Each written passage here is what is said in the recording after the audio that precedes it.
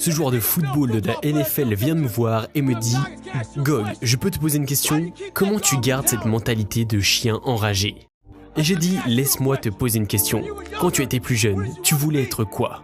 Il a dit « Un joueur de football de la NFL. » Mais une fois que j'y suis arrivé, j'ai perdu cette mentalité.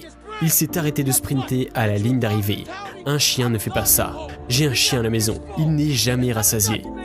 Il ne suffit pas d'être arrivé en NFL. Il ne suffit pas de faire 5 km suivi d'un 10 km ou que tu sois devenu médecin. Sois un meilleur médecin. Il ne suffit pas de perdre 15 kilos. Il faut aussi faire quelque chose une fois le poids perdu. Devine quoi, il fait 42 degrés là. Et alors, restez fort. Alors que je courais, un gars me dépasse en voiture. Il fait environ 40 degrés dehors avec 70% d'humidité. Le gars fait marche arrière, me regarde et me dit « Pourquoi vous faites ça ?» J'ai dit « Parce que vous ne le faites pas. » Parfois, cette motivation est nécessaire, parce que personne d'autre ne veut faire ce que vous faites. Nous avons besoin de médecins, nous avons besoin de dentistes, nous avons besoin d'enseignants, nous avons aussi besoin d'audacieux. Ce que je fais, ce n'est pas pour tout le monde. Certains mous du genou diront des trucs du genre « Vous avez mis de la crème solaire, c'est dangereux, il fait trop chaud. » Je ne vous demande pas de faire comme moi, faites votre vie. Restez forts, nos esprits se ramollissent. On dit ces trucs de merde tous les jours dans la vie. Beaucoup d'entre vous essayent de trouver l'inspiration et la motivation en étant déprimés. Vous trouverez l'inspiration non pas en vivant sous l'emprise de la vie, vous devez vous défaire de ça pour trouver l'inspiration. Mettez-vous au défi et ensuite lancez-vous. C'est comme ça que vous trouverez l'inspiration, en répétant chaque jour, en restant fort. L'autre jour, j'ai reçu un mail de cette dame me disant qu'elle avait vraiment apprécié mon livre. Mais en le lisant, elle pensait que j'étais fou. Après avoir lu le livre, elle l'a posé et recommençait à vivre sa vie normale. Elle a commencé à payer ses factures, à travailler et à se plaindre de tout et n'importe quoi. Quelques jours plus tard, elle a eu le temps de réfléchir au livre et elle a pris peur. Elle s'est dit « Peut-être que ce type n'est pas fou ». Et c'est ce qui lui faisait le plus peur. Peut-être qu'il est ici pour essayer de nous montrer le vrai potentiel de l'homme, ce dont nous sommes tous capables. Beaucoup de gens aiment mettre des étiquettes sur ceux qui font des choses extraordinaires.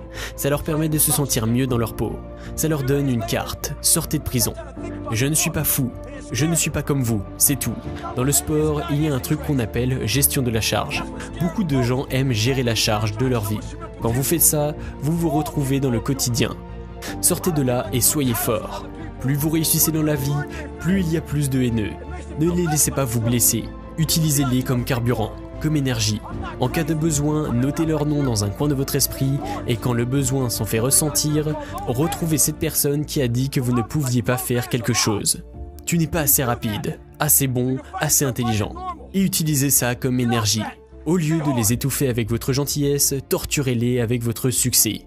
Dans la vie, nous devons continuer à dépasser nos limites. Utilisez tout ce que le monde a à vous offrir comme carburant. Restez forts. Et ceux qui peuvent accomplir tout ce qui est difficile, ce qui les différencie, c'est qu'ils veulent vraiment le faire. Il y a des gens qui sont inspirés, et cette inspiration les pousse à essayer de faire quelque chose. Mais l'inspiration est très forte sur le moment, dans cet environnement. Nous sommes dans un environnement propice. Je viens de regarder un film avec un mec qui déchire tout. Je suis inspiré. Mais à la seconde où vous n'êtes plus dans cet environnement et que vous êtes en train de faire ce qui vous inspire, la crainte pointe le bout de son nez. Vous êtes maintenant dans cet endroit de votre esprit et les gens qui ont été là 1 million de fois, qui ont traversé ces eaux troubles et qui ont souffert des millions de fois, ils ont réalisé que leurs jambes pourraient céder, leurs genoux, leur dos. Et ils savaient que ça va faire mal, qu'ils auront plus froid que jamais auparavant, qu'ils seront au plus bas, et ils acceptent tout ça. Lorsque vous remettez d'une situation dans la vie, votre esprit se met à craindre contre votre volonté. On commence à se poser toutes ces questions, et une seconde plus tard, on se dit « D'accord, pourquoi je suis ici? Pourquoi ceci et pourquoi cela ?» Et puis on commence à se dire « Je ne veux vraiment pas être là. J'avais une belle vie. Je ne vais pas détruire mon corps, tout ça. » Notre esprit commence à dire « C'est vrai, c'est débile. » Mais si vous savez déjà que ça va se passer comme ça, vous avez toutes les réponses à l'avance que votre esprit se posera lorsque vous serez en mode souffrance. Vous essayez de faire 10% mieux que la semaine dernière. Donc vous courez 50 km par semaine. Faites-en 55. Si vous nagez 500 mètres, faites-en 550. Plus vous vous éloignez de vos responsabilités, plus vous devenez faible. Libérez et trouvez qui vous êtes. Vous ne pouvez pas vous trouver en ne faisant rien. De nos jours, nous avons tous des trous de faiblesse et nous essayons de remplir ces trous avec des mensonges. Je l'ai fait pendant de nombreuses années. Je suis ici dans le Colorado pour une conférence. Je vais à la salle de sport, il y a un entraîneur qui parle à un groupe de personnes qui s'entraînent. Il me dit « Salut, qu'est-ce que tu fais ici ?» Alors je lui demande c'est quoi son entraînement. Il me dit « Je grimpe cette montagne tous les jours ». Alors le lendemain, je pars à sa recherche, je ne le vois pas. Quelques jours plus tard, je le cherche à nouveau, je ne le vois pas. Alors je retourne sur la montagne, encore, je l'escalade. Il y a une télécabine qui fait la descente et la montée. Je gravis la montagne et là je vois la télécabine à environ 5 minutes du sommet. Je regarde la cabine, je vois son visage appuyé contre la fenêtre et nos regards se croisent. Au lieu de dire ce que vous faites, faites-le vraiment. Faites ce que vous dites, restez fort. J'aime souffrir dans un esprit de compétition. Ça fait ressortir le meilleur de moi-même et des autres. Je veux voir de quoi vous êtes fait. C'est comme le Colisée de Rome, on ne peut pas le décrire sur papier, ce n'est pas pareil. Le seul message que je fais passer aux gens, c'est que dès lors que vous changez votre esprit, vous pouvez tout faire. Les gens disent « Comment faites-vous pour continuer à progresser tous les jours ?» Il faut se servir de ses insécurités, de ses peurs. Comme quand je faisais 136 kilos. Je n'avais pas de motivation. J'étais un enfant en manque d'assurance, un menteur effrayé. J'ai dû regarder mes insécurités et mes peurs en face et trouver le mot de motivation dans tout ça. Nous recherchons tous la passion. La passion est autour de vous. Toute l'énergie et le carburant dont vous avez besoin se trouvent en vous. Tout est là, vous avez beaucoup de choses à surmonter. C'est là que je l'ai trouvé, dans mes propres insécurités. J'ai trouvé la motivation dans mes propres insécurités. C'est la chose la plus puissante au monde, quand vous pouvez trouver cette motivation dans votre propre doute, dans votre peur et vos insécurités. Vous devenez impossible à stopper. Lorsque j'ai commencé ce voyage, il y a des années, j'étais à la recherche d'une sensation. Je n'étais pas à la recherche d'un trophée ou de l'amour, ou de plus de followers sur Instagram et d'autres réseaux sociaux.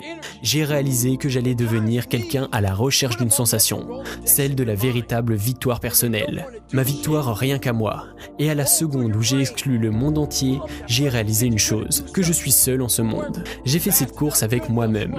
Mon but dans la vie, dans mon état d'esprit, de croire que j'étais l'homme le plus résistant au monde. Personne ne peut me faire du mal. Quoi que vous vouliez faire, vous devez faire de ce rêve une réalité. C'est là que le plus dur reste à faire.